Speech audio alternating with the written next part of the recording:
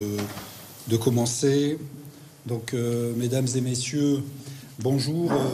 La conférence d'aujourd'hui a pour objet de porter à la connaissance de nos concitoyens des éléments objectifs tirés de la procédure relative aux événements survenus hier au collège Françoise Dolto de Nogent. Alors, avant d'évoquer ces éléments, je tenais à exprimer ma plus sincère compassion pour la famille de la victime que je nommerai Madame Mélanie G. Je ne souhaite pas mentionner son nom par égard pour ses proches. Je tenais à exprimer également ma compassion pour les personnels du collège de Nogent, aux élèves, à leurs familles, ainsi qu'à l'ensemble des Nogentaises et des Nogentais, car je crois qu'aujourd'hui nous pouvons tous partager l'émotion légitime provoquée par ce drame. J'ai pu d'ailleurs rencontrer à plusieurs reprises hier les membres de la famille de la victime, notamment aux côtés de Madame la Ministre, et je tiens à rendre hommage à la grande dignité dont ils ont fait preuve face à la douleur. Je souligne d'ailleurs le dispositif important mis en œuvre pour apporter un soutien aux victimes et à l'ensemble de la communauté éducative, dispositif mis en œuvre par les services de la préfecture, du rectorat, des services départementaux de l'éducation nationale, du SDIS, de la protection civile, de l'association départementale d'aide aux victimes, mais également de la part des élus locaux, je pense notamment au conseil départemental et à la mairie de Nogent. Comme vous le savez, les faits se sont produits à Nogent, en Haute-Marne, hier, entre 8h15 et 8h30, devant le portail du collège, lors de l'entrée des élèves. Le mis en cause, lui-même collégien âgé de 14 ans, a sorti un couteau de son sac et a porté plusieurs coups violents à la surveillante qui se tenait à l'entrée. Il s'agissait d'un couteau de cuisine de 34 cm avec une lame d'une longueur de 20 cm. L'intéressé, le mis en cause, a immédiatement été maîtrisé par un gendarme qui lui-même a été blessé à la main et présente une incapacité totale de travail de 10 jours. Je tiens à saluer particulièrement le courage de ce sous-officier de la gendarmerie de grande valeur. Les gendarmes étaient présents sur les lieux à l'entrée des classes parce qu'ils procédaient à une opération de contrôle aléatoire des sacs des élèves afin de découvrir d'éventuelles armes blanches. Il s'agit d'opérations que mettent en œuvre régulièrement les policiers et les gendarmes aux abords des établissements scolaires. 22 opérations de ce type se sont déroulées ces derniers mois dans notre département et une opération similaire avait eu lieu au collège de Nogent le 25 avril 2025 sans qu'aucune arme n'ait été découverte. On ne peut que s'imaginer avec effroi ce qu'il aurait pu advenir si les gendarmes n'avaient pas été présents mardi 10 juin devant cet établissement. Malgré les soins prodigués par les secours, la victime est décédée sur place à 10h10. L'autopsie, pratiquée ce jour, a mis en évidence 7 plaies situées principalement sur le côté gauche de la victime, 2 lésions de défense au niveau des mains, une plaie au niveau du crâne, 2 plaies au niveau des épaules, 2 plaies dans le dos, dont une à l'origine du décès d'une profondeur de 18 cm. La victime était âgée de 31 ans. Elle exerçait en qualité de surveillante ou d'assistante d'éducation, pour reprendre le terme consacré, depuis la rentrée de septembre 2024. Elle est décrite par tous les témoignages comme une personne particulièrement appréciée, notamment dans l'exercice de sa profession.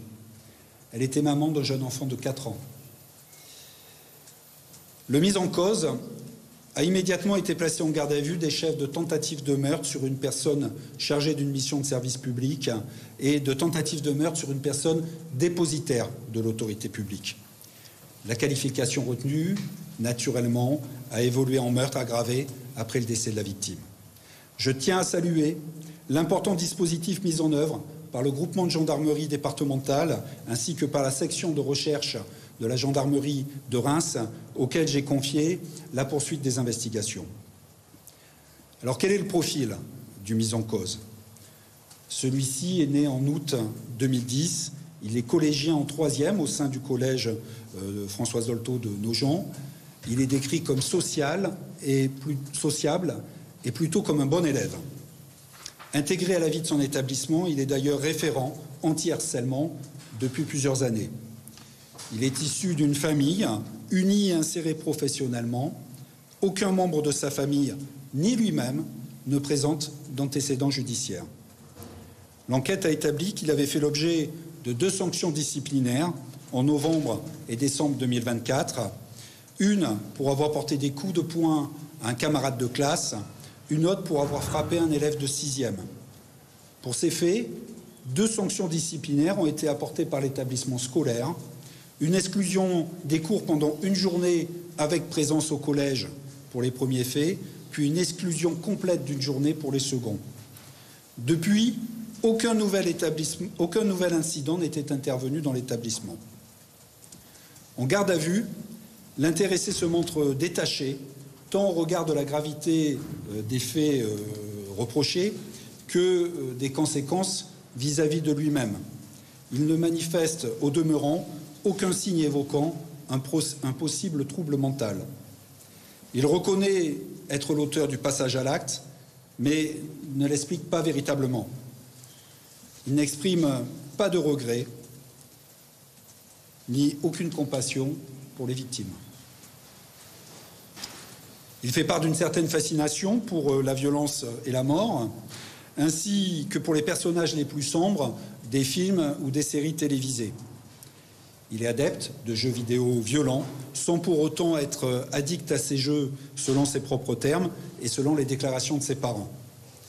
Il utilise peu les réseaux sociaux. D'une manière générale, ce jeune homme apparaît en perte de repère quant à la valeur de la vie humaine, à laquelle il ne semble pas attacher une importance particulière. Il a indiqué aux enquêteurs avoir voulu s'en prendre à une surveillante, sans cibler en particulier l'une d'entre elles. Dans l'établissement, il n'y a que des dames qui exercent cette fonction. Il ne ciblait donc pas particulièrement la victime, Madame Mélanie G. Il indique avoir agi ainsi parce qu'il ne supportait plus le comportement des surveillantes en général, qui auraient eu, selon lui, une attitude différente selon les élèves.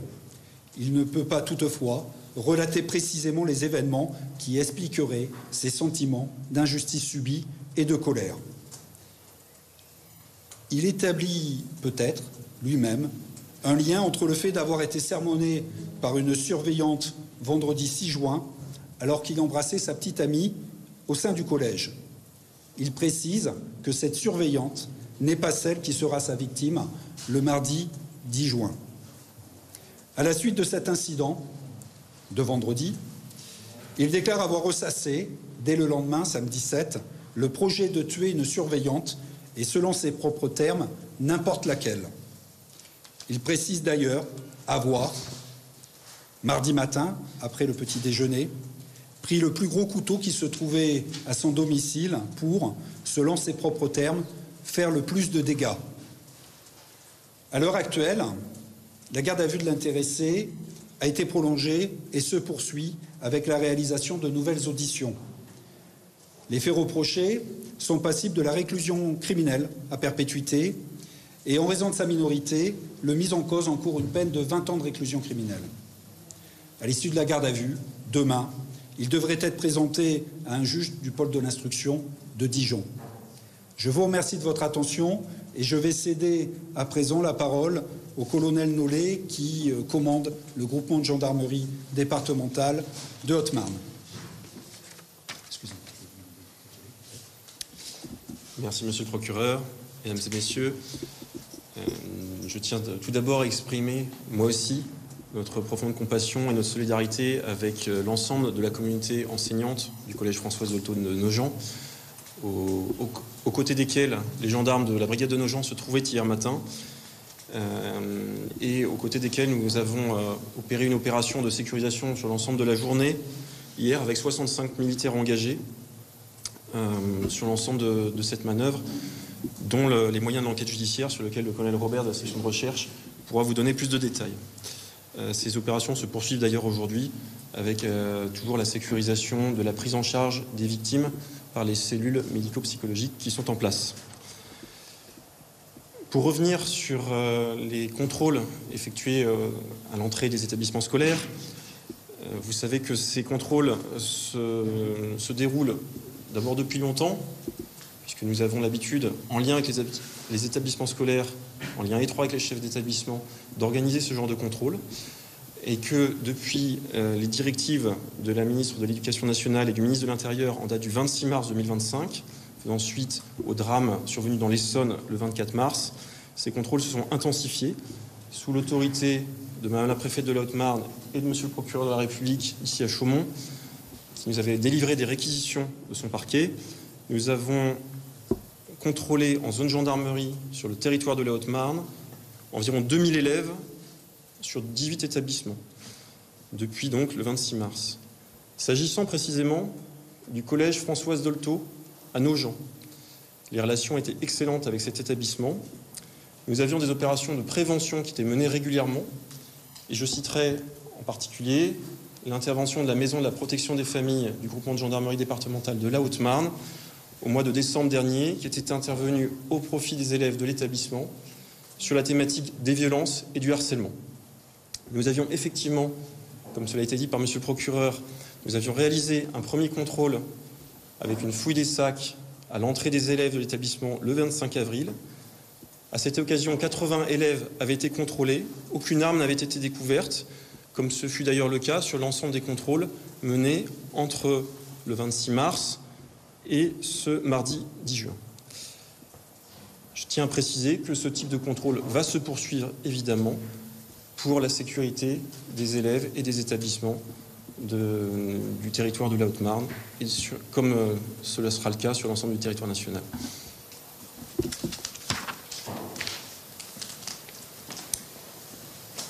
Pour la partie investigation, ce sont une quarantaine d'enquêteurs qui sont engagés depuis hier matin, une douzaine de la section de recherche de Reims, renforcée par des officiers de police judiciaire du groupement de gendarmerie départementale de la Haute-Marne, dont des enquêteurs avec des qualifications très particulières et très précieuses, de façon à établir le plus objectivement possible la vérité sur ce qui s'est passé hier matin entre 8h15 et 8h30 à l'entrée du collège.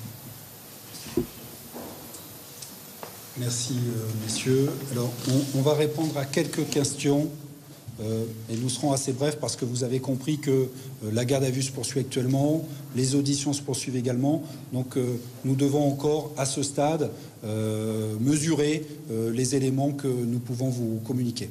Monsieur le procureur, Céline Clément, journal de l'Haute-Marne. Est-il vrai que l'auteur des faits avait indiqué ses intentions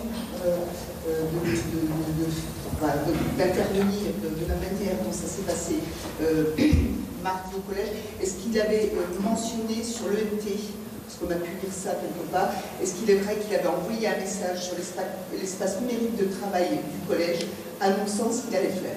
Alors, les investigations se poursuivent comme je vous l'ai indiqué, mais aucun élément parvenu à ma connaissance n'indique que celui-ci n'aurait exprimé son projet, notamment sur l'espace numérique auquel vous faites allusion.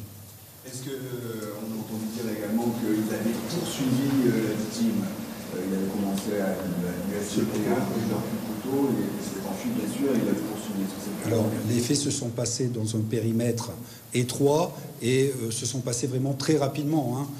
Quelques secondes à peine, quelques minutes peut-être. Donc la victime n'a pas eu le temps d'avoir un parcours tel que celui que vous décrivez. Vous avez indiqué qu'il avait ressassé ce projet de tuer une surveillante, peu importe laquelle. Pourquoi vous avez ouvert l'enquête des chefs de meurtre? Est-ce que ça veut dire que vous ne retenez pas à ce stade la préméditation? Alors la question de la qualification se pose et évoluera, et elle sera probablement évoquée également demain à l'issue de la garde à vue. Vous indiquez qu'il n'avait pas du tout le mental, je pense que vous avez dit, il n'avait jamais été suivi par la maison des adolescents ou une autre structure qui suit les jeunes. L'intéressé n'a jamais manifesté de symptômes ou de signaux justifiant qu'il fasse l'objet d'un suivi, notamment d'ordre médical.